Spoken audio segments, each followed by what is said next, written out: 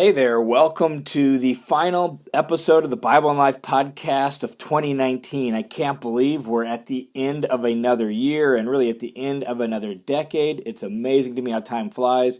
2019 was a super jam-packed year for the Bible and Life ministry, from speaking at camps and conferences to adjunct teaching at Boise Bible College to recording the first volumes of the listener's commentary on the New Testament, as well as just the weekly recording of the podcast. Man, there's been a lot that's gone on, and thanks for being a part of it all. Thanks for being part of the Bible and Life family. Over the last week, I've laid low a little bit and spent time with family and friends enjoying the Christmas season. And so this week on the podcast, I wanted to do something a little bit different. As we come to the end of 2019, we're looking at the beginning of a new year and a new decade. One of my all-time favorite Bible books for thinking about this time of life, this time of year, and really about what the whole point of life is the book of Ecclesiastes. And the book of Ecclesiastes can be a challenging book because of its repeated refrain that sometimes gets translated like this: meaningless, meaningless. Everything is meaningless, says the teacher. And that makes it feel like he's saying life is pointless. It's all pointless. And so many people already feel like their life is pointless, their life is meaningless. And then to have the Bible say that is just like rubbing salt in the wound. So what is that all about? And what is the book of Ecclesiastes?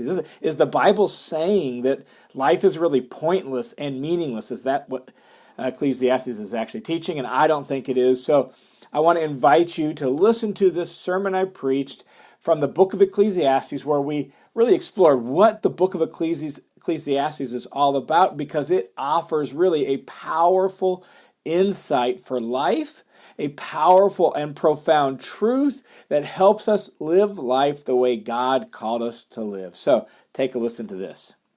We're going to look at a whole Bible book today, all right? So, strap your seatbelt in. We're going to fly through an entire Bible book, okay? And just to set that up, I wanted to put up some pictures. It's Christmas time, right? Family pictures, for the holidays. So got some family pictures for you.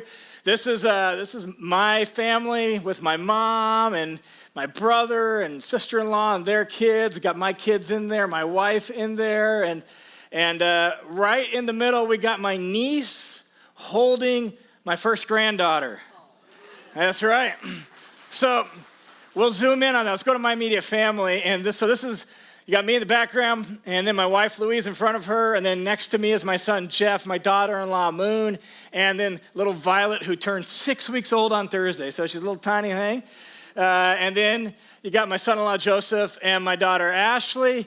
And if you look closely at Ashley, you can see grandbaby number 2's on the way, coming in February. And so that's my family. And here's the crazy thing. I look at that and I think, my mom is 76, and we have a grandchild. My mom has a great-grandchild. And I'm thinking, man, how in the world did that happen, right?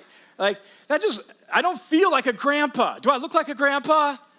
I don't feel like a grandpa. In fact, when you look at this picture, that's just from a couple of years ago, right? Like, this is Christmas last year, year before. I mean, my son is there. He's like, 9, 10 years old maybe. My daughter's 7 or 8. I'm not sure how exactly old they are. That does not feel that long ago. And now they're having their own kids. And that's crazy, isn't it? And isn't that the way life goes? Like, before you know it, your kids are having kids and you got this new title, Grandpa? It's like, how did that even happen? And then for my mom, it's like I'm thinking, for my mom, it's got to be crazy to think, man, she just got used to her kids having kids, and now their kids are having kids, and she's got this extra title, great, in front of her grandma, Life flies by, doesn't it? Time races on. In fact, I don't know what's prompted it, but this particular year at the holiday season, as I've been driving around town looking at Christmas lights and some of that, my grandpa has been coming to mind a lot this particular holiday season. My mom was a single mom and didn't really have hardly any relationship with my dad. My dad left when I was 3.5, and I only saw him like 4 or 5 times over the course of the rest of my life. So I had very little relationship with my dad, but my grandpa filled that role. My grandpa was like the father figure in my life. And so my grandpa would teach me, he would take me fishing. He's the one that taught me how to shoot a basketball, how to play ball, and all that sort of stuff. So he was like the father figure in my life. And so for whatever reason, driving around town this year at the holiday season, and I don't know, something was just triggered. I think about my grandpa. And I would have memories of my grandpa, walking in on Christmas morning with his big box of presents that he was bringing for us kids. Or Christmas Eve, at my grandma and grandpa's church and the candlelight service. And he's just been on my mind a lot. My grandpa would have been 100 years old if he had made it to Christmas this year. But he died a handful of years ago. And here's the crazy thing. I never knew my grandpa's dad. He was gone before I was ever born. In fact, I couldn't even tell you my grandpa's dad's name. Isn't that crazy? Like, my grandpa was such a powerful influence in my life, but I don't even know his dad's name. And my kids, they knew my grandpa a little bit. They knew him as Papa Pete. And he lived in Western Washington, we lived here, so they saw him a handful of times, and they had some conversations, and so they can picture him, they kind of know him. But my kids, they don't know Papa Pete like I knew Grandpa. They don't know him as the one who took me fishing and taught me how to play ball and do all that. They don't have those fond memories. They just kind of have some vague, fuzzy memories of Papa Pete. And little Violet, my grandkids, they won't know my grandpa at all.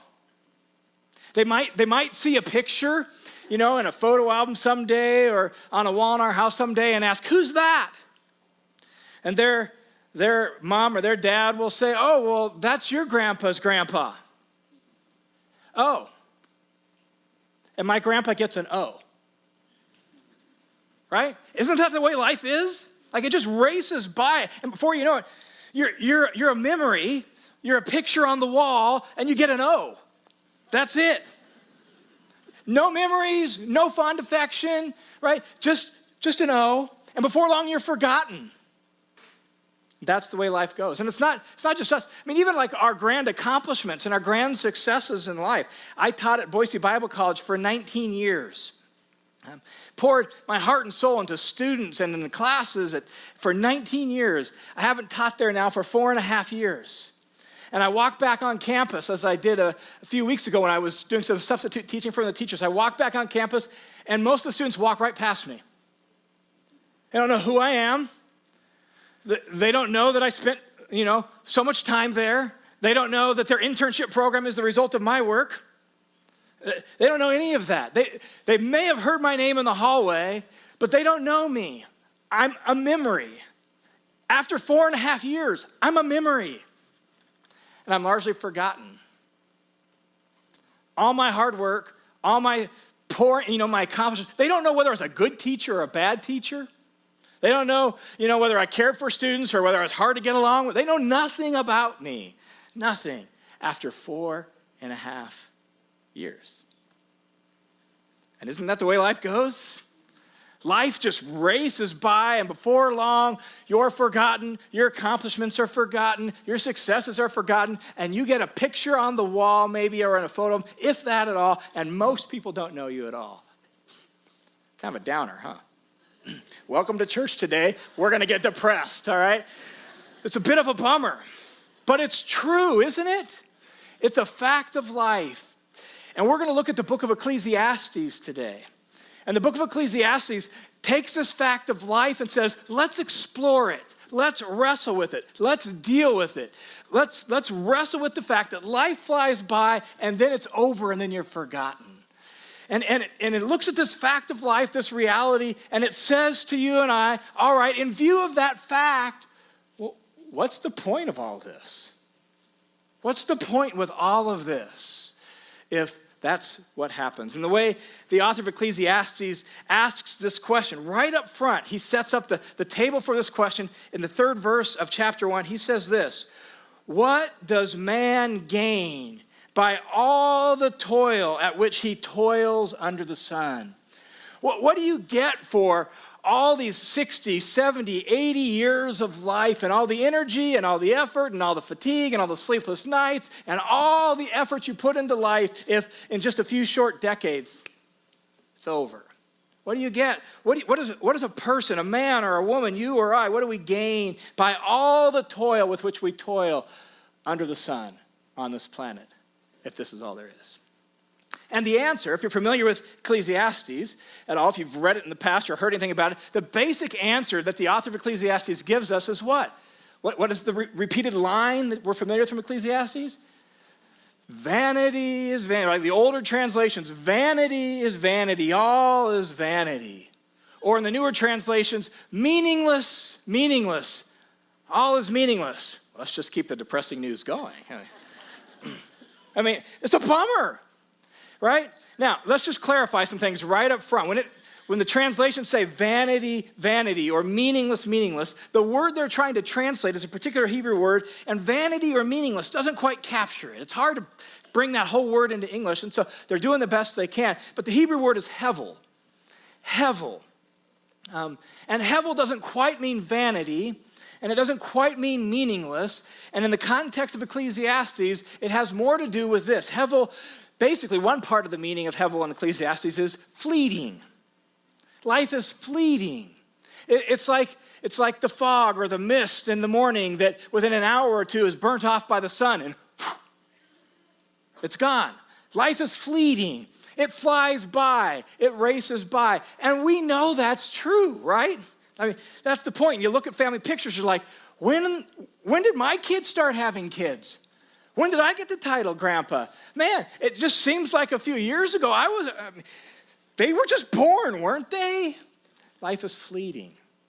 It's hevel. It flies by. If you're in the room and you're, say, 20, 21, 22, you're right around those, the 20-year-old mark. And let's say, by the grace of God, you're allowed to make it to 80, 81, 82, and you're 20 years old. Guess what? Your life is 25% done. You're like, I just graduated high school. Yeah, and you're 25% over. 1/4 done, right?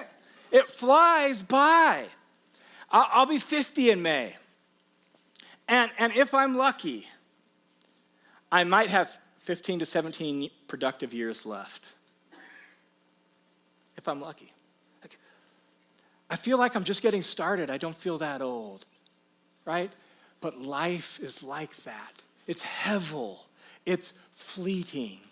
It just races by. The other thing that hevel means in the context of Ecclesiastes, hevel means life is puzzling. It's puzzling. It's a little bit perplexing. It's a little bit confusing. It's a bit of a mystery. He says it's like trying to get a hold of the wind. You just can't quite grasp it all. What is life all about? I don't quite know. It's a bit of a mystery. It's a bit perplexing. It's a bit disappointing and frustrating and confusing at times. We can't always make heads or tails. Things happen in life that's like, why in the world did that happen to me? Right? Like life isn't always fair. Life doesn't always go the way you think. Life doesn't always turn out the way you expect. Life takes twists and turns where it's like, really? What is this all about? True, life is puzzling. It's like that, isn't it? Let's say you're hardworking, you're diligent, you're responsible, you're good at your job, right? You take good feedback, but you can barely ever get ahead.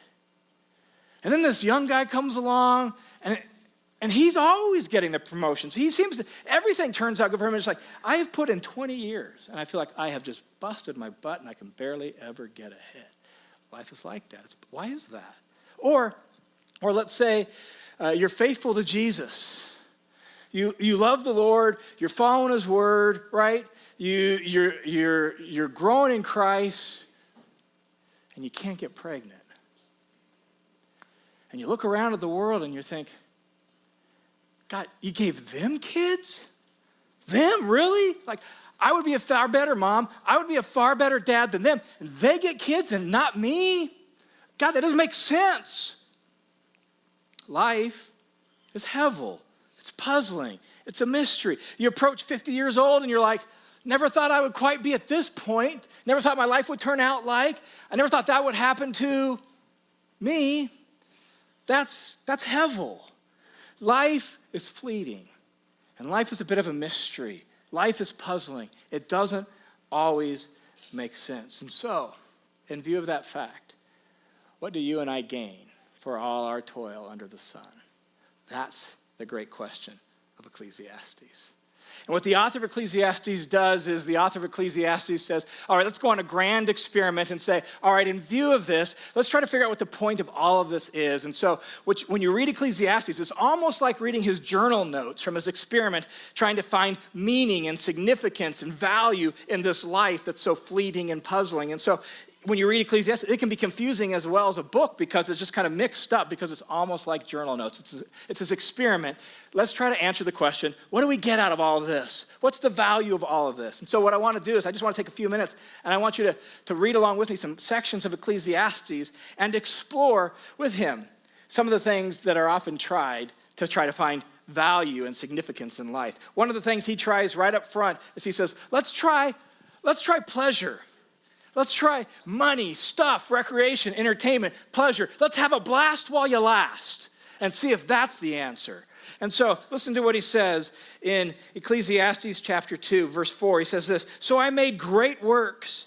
I built houses, not just a house. I built houses. I had a vacation home in McCall, and I had another one up, near Stanley, and I built houses for myself. I planted vineyards so I could enjoy the best wine from my own vineyards.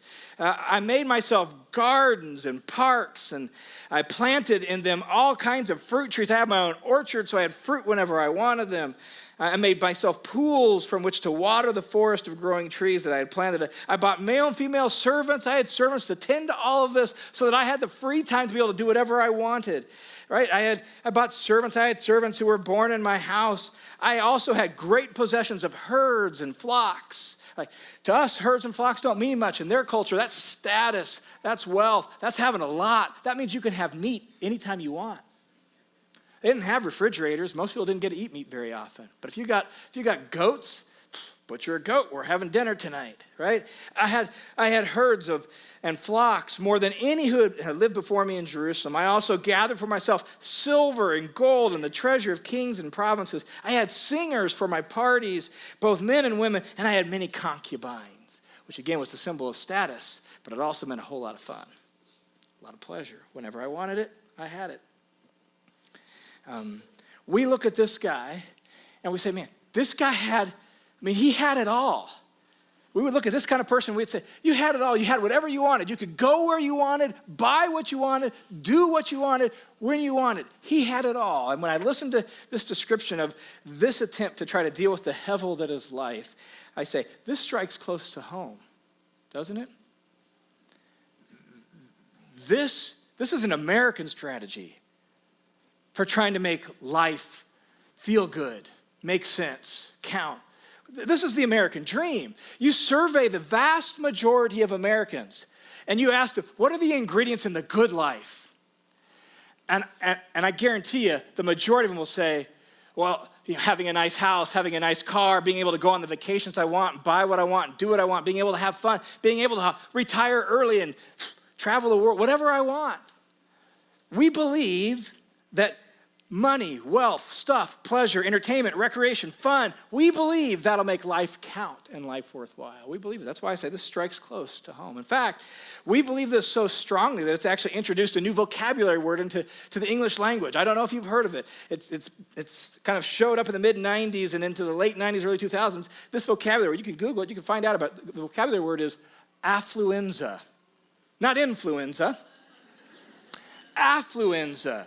Affluenza is a disease that results from trying to get more and more and more and have more and more stuff and enjoy life to the hilt. Affluenza, one author defines it this way: an epidemic of stress, overwork, shopping, and debt caused by the dogged pursuit of the American dream, or the bloated and sluggish and unfulfilled feeling that results from one's efforts to keep up with the Joneses. We believe this as Americans. In our culture, it's like, if I just had a little bit more, then my life would finally be everything I expected it to be.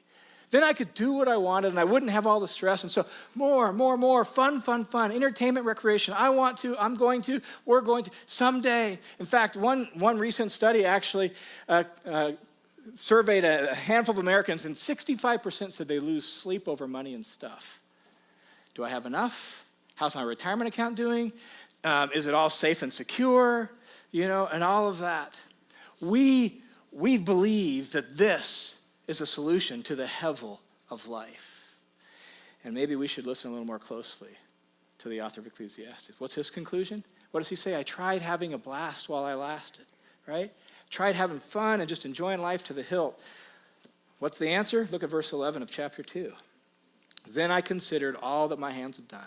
All this fun, all this stuff I bought, I considered all of that, and the toil that I expended in doing it. And behold, it was all vanity. It was all hevel. It's just, you get stuff and it wears out and it goes away. It doesn't fill the hole in your heart. It was all hevel and striving after the wind. It didn't bring any lasting value or meaning. And there was nothing.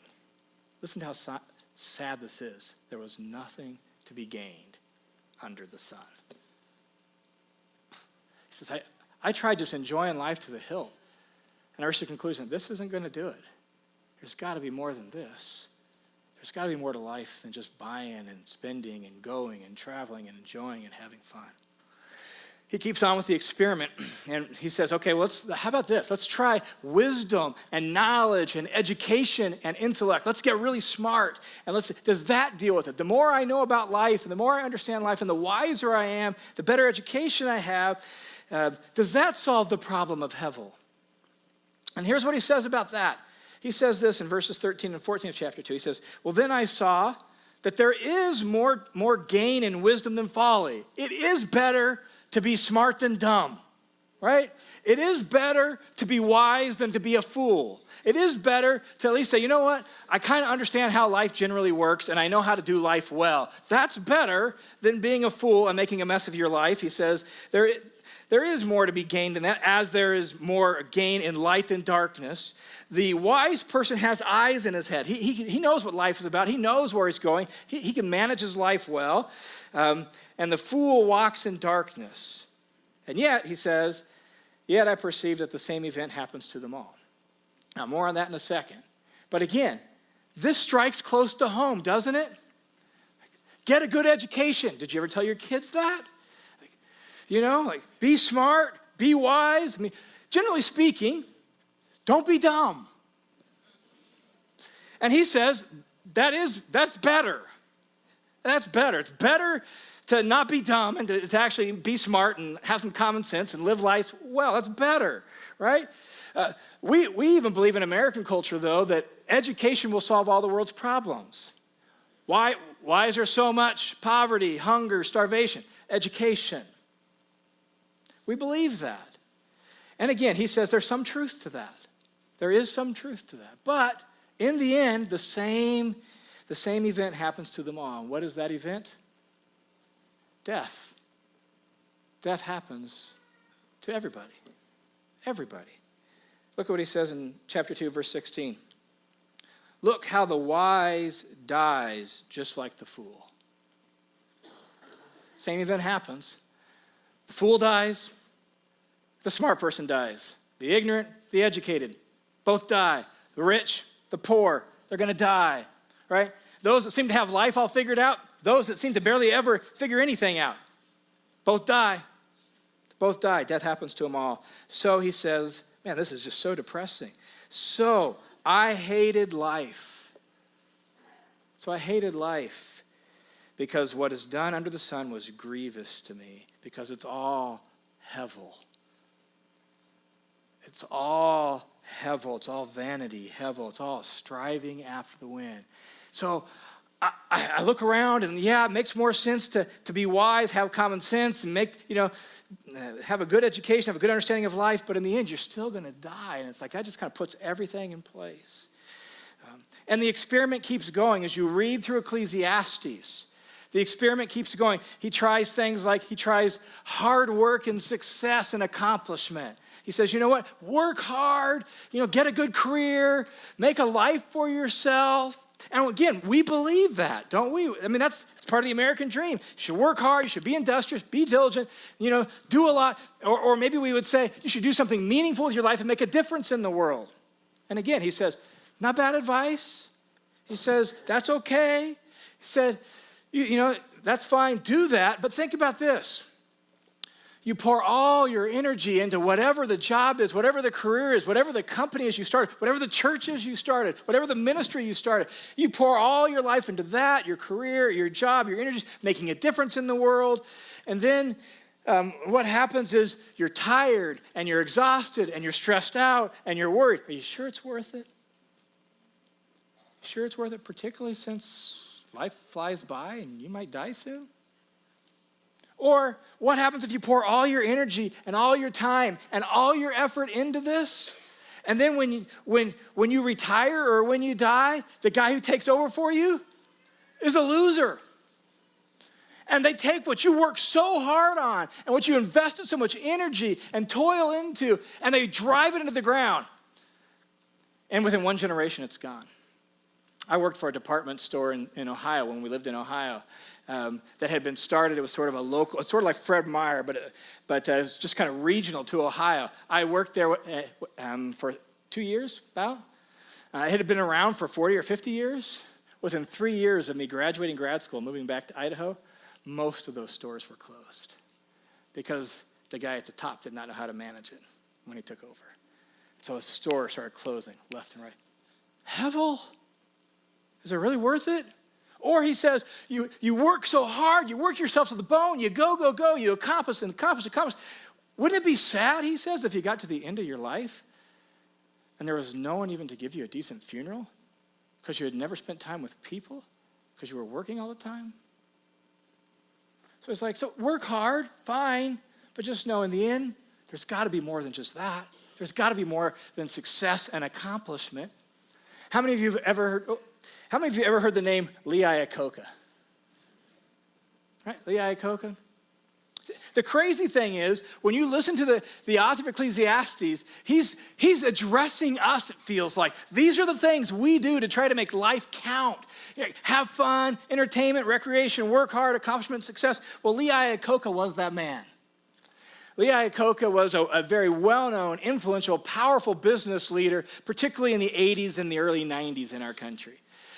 Lee Iacocca was the one who, when the Chrysler Corporation was like about ready to go belly up, Lee Iacocca was one that was brought in to say, save the day, and he did. He turned the Chrysler Corporation around, and he was wealthy and powerful and influential. Lee Iacocca, faced Grace magazine covers and all of that. Lee Iacocca had everything you would count as the American dream. And then later in his life, he writes in his autobiography, he says this. He says, here I am in the twilight years of my life, and I'm wondering what it's all about. He has success. He has accomplishment. He has status. He has wealth. He can go where he wants, do what he wants.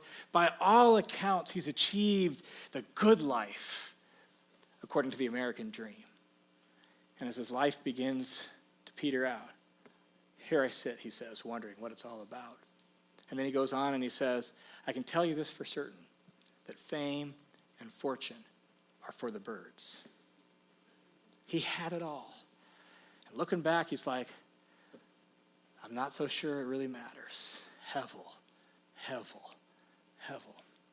And it raises a question for you and for me. And the question is this. What are you investing your life in? What are you pouring your life into? What are you telling your kids to invest their life in? Get a good education, get the scholarships, go to college so you can get a good career, so maybe you can retire young. So, by all accounts, that's what we Americans believe we should be telling our kids to invest their life in, isn't it?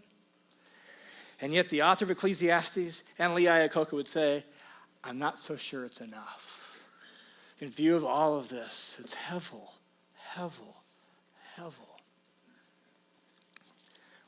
Well, happy Sunday morning, right? This is kind of a downer. I'm sure glad I got out of bed and came to church today. Here's the thing. The author of Ecclesiastes goes through all this grand experiment, stares really the hevel that is life in the face, so that he can kind of give us a cold dose of reality and say, so here's the solution. Here's the solution. So what I want to do is I want to just read some of his solution. It actually is almost like the chorus to the book. If the book of Ecclesiastes were like a song, this would be like the chorus. It's repeated over and over and over again throughout the book. This is his solution. So we're going to read it. But before I do, I hazard to guess that at first blush, when you hear his solution, you might feel like, gee, I don't know if that's spiritual enough. I'm not so sure this solution, there's got to be a more spiritual solution. But I think this is a very wise solution. And it provides really good perspective to us. Listen to what he says. Ecclesiastes chapter 2. This is the first place the chorus shows up. Ecclesiastes 2:24 and 25 says, there is nothing better for a person than this, that he should eat and drink and find enjoyment in all his toil. This also I saw is from the hand of God, for apart from him, who can enjoy anything at all? His solution is, you know what? Life's going to fly by. It's not always going to make sense. So you know what? Just make the most of it. Enjoy it. Go home, have a good dinner, have a nice drink, enjoy your family. And remember, this is a gift from God that you get to be alive. He says it again, chapter 3. This is the chorus. It keeps showing up. Chapter 3, he says, what gain does the worker have from all his toil? I've seen all the business that God has given to the children of men to be busy with, and they're running around with their heads, they're cut off like a chicken, right? And they're just going crazy. He has made everything beautiful in its time. You might not be able to see where it's all going, and it might not always make sense, but guess what? God will make it beautiful in its time. Not only that, he's put eternity into man's hearts, yet so that he cannot find out all that God has done from the beginning to end. There's this call towards eternity. We don't totally understand it. We can't make sense out of life. So he says, so I've perceived that there's nothing better for people to do than this, than to be joyful and to do good as long as they live. Also that everyone should just eat and drink and take pleasure in their work, their toil, because that's God's gift to men. Over and over and over in the book, this is his solution to the fact that life is hevel. What he's basically doing is he's saying, look, I want you to drink a cold dose of reality. Life isn't always as neat and tidy as you expect. Life doesn't always work. The Proverbs say one thing, but life in reality is a little bit different. It's not always cookie cutter clean, and life doesn't always work out. Life doesn't always make sense, and it races by, and before you know it, you're staring death in the face. And you don't want to get to that point saying, you know what? I wonder what all this was about. Was my life worth it? So, he says, just accept and be happily reconciled to the fact that that's the way life is, and enjoy the life God has given you. Go, he says, eat and drink. In fact, chapter 9, he says it again. Chapter 9, he says, go, eat your bread with joy, drink your wine with a merry heart, for God has already approved what you do. Enjoy life with the wife whom you love, all the days of your vain, your hevel life that he has given you under the sun, because that is your portion in life. And in your toil at which you toil under the sun, whatever your hand finds to do, do it with all your might. That's his initial solution. That's his like, you have been given a gift from God called life. It doesn't always make sense. And it races by, and sometimes it's disappointing, and sometimes it's frustrating, but guess what? Drink it in and savor it and enjoy it, because it's a gift from the hand of God. And then he says, in chapter 12, the last chapter, he says, so this is what I have in mind. Chapter 12, verse 1, remember your Creator in the days of your youth. Before the evil days come and the years draw near, which you say, man, I have no pleasure in them. In other words, what he's saying is, you need to learn this lesson, that life is hard, life is confusing, life flies by, and you should do it while you're young. And then in the midst of that, you should remember that life is a gift from the hand of God, and so you should live your life and enjoy your life and take your life in and live it to the hilt and remember your Creator, and you should start now. You should start now until life gets to a point where you think, what was all that about? What was all that about? Remember your Creator in the days of your youth. And the very last words of the book are this.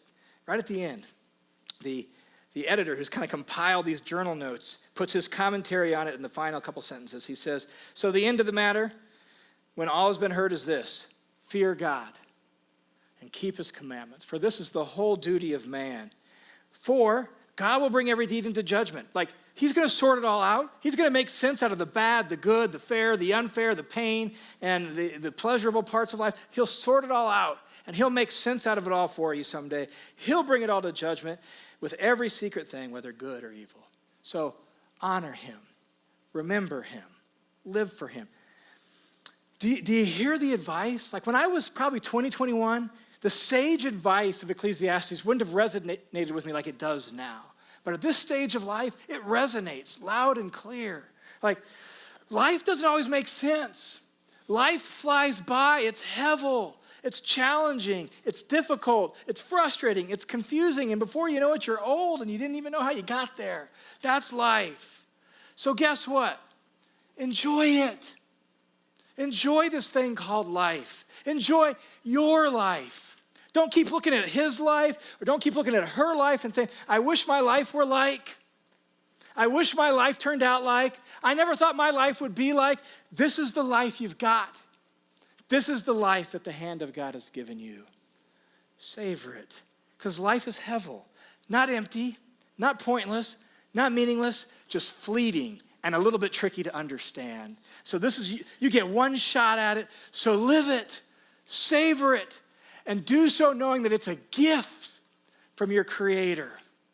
Knowing that this life, you couldn't have, He gave it to you. He gave it to you. So remember Him. And as you're savoring this life, remember Him and live it with Him and live it for Him because it's a gift from His hand. That, my friends, is some terribly powerful perspective on this thing called life. In a nutshell, Ecclesiastes says this to us. It says, remember your Creator and savor the life He's given you. When you look at life and you realize how fast it flies by and how tricky it can be to understand, remember your Creator and savor this thing called life that He gave you. Not because it always goes the way you expect, not because it always turns out the way you want, not because it always makes sense, but because it's your life and it's a gift from His hand. So remember your Creator and savor the life He's given you. Now, with that in mind, what testament was Ecclesiastes found in? Old or new? Ecclesiastes is in the Old Testament, which means Ecclesiastes is written before who came? Before Jesus. So our author's trying to explore life and deal with life and the hevel that is life, and he did so before God became flesh and dwelt among us. He didn't know that God would come among us and He would experience the hevel that is life. He didn't know that God Himself in the person of Jesus would live and dwell on this life and experience the frustration and the hurt and the trouble and the confusion and the fleeting nature of life. He didn't know that, but you do, and I do. He didn't know that this God becoming flesh and experience, was how God was going to draw all people to Himself. He didn't know that. He didn't know that God Himself was going to have His life cut short in His prime by essentially a lynch mob. The author of Ecclesiastes didn't know that. And he didn't know that God Himself, after hanging on a cross, would deal a death blow to the ultimate hevel maker, death itself. He didn't know that Jesus would rise from the dead. And that death isn't the end. Death is just a comma in the sentence that is your life, not a period. He didn't know that. But those of us who know Jesus do. We do. And that gives us all the more reason to trust our Savior, to trust our Creator, to remember Him, and to do life with Him, and to savor the good life He's given us. Knowing the fact that death is a defeated enemy takes the hevel that is life and says, it's going to fly by and it's not always going to make sense, but God will bring all things to account and He'll sort it all out because He's already proven it in the person of Jesus. So the ultimate solution to the hevel that is life is to remember your Creator who became flesh and lived among you and knows what it's like to live this life. And savor the gift that is your life. It's so easy in life to see what's wrong with it, to see the things that don't make sense, to deal with the frustration, right? It's so easy to find the black spot on the white shirt instead of realizing most of the shirt is still white. It's so easy to find what's wrong and the things that don't make sense. And the author of Ecclesiastes says to us, it's not worth it. It's not worth it trying to figure it all out and sort it all out and get frustrated and fret and wrestle and get all angsty about it. the best thing you can do is savor the life God has given you. Live it to the hilt and remember your Creator. And so, as we transition out of 2018 and we transition into 2019, my encouragement to you and to me would be, let's plan in 2019 to remember our Creator. Let's plan, not just wish, not just hope, let's plan. Let's plan to remember our Creator and do life with God in 2019. Let's receive the life He's given us with gratitude. Let's arrange our life around Him. Let's savor this thing called life. If we believe the life we have is a gift from God, then let's live it to the hilt for His sake, for His honor, for His glory, knowing He's going to sort it all out in the end. And let's receive all of this as a gift from His hand. Remember your Creator and savor the life that He's given you. All right, thanks for tuning in to this message from the book of Ecclesiastes. I pray that you can savor the life that God has given you as a good gift from His hand, in spite of all the ups and downs that life brings your way. And thank you so much to those of you who are patrons of the Bible and Life over on my Patreon page. And thanks to you who donate to this ministry through World Family Mission. You are the ones who make this ministry possible. So thank you so much. And if you would like to become a patron or donate through World Family Mission, I will put the links to both of those means of donating to this ministry in the notes down below. God bless you guys. Have a great week and a happy new year. We'll talk again soon.